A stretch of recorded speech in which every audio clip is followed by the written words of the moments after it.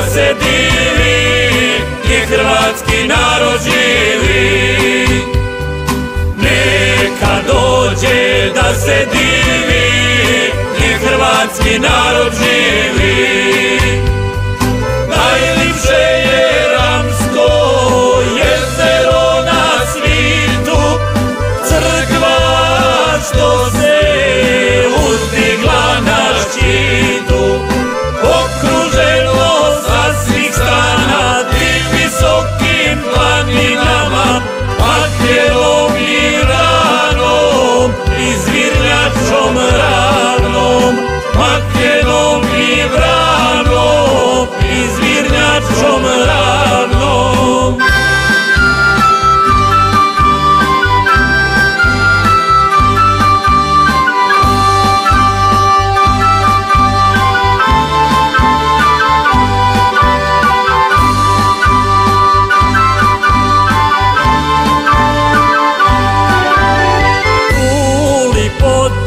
Nema niko, zelenila ovoliko, divljač krupnu i malenu, što vodenu, što kopnenu. Divljač krupnu i malenu, što vodenu, što kopnenu.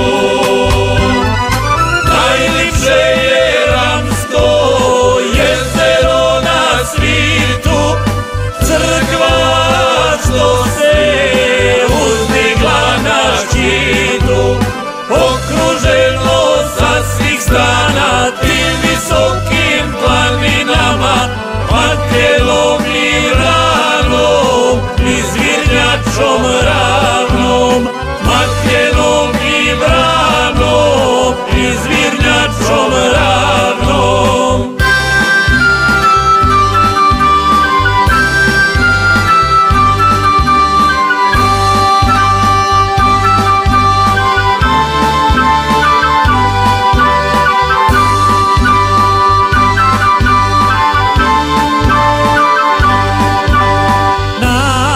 Ovog ramskog kraja čuvari su običaja, čuvari su vire naše, tu su bili, tu ostaše.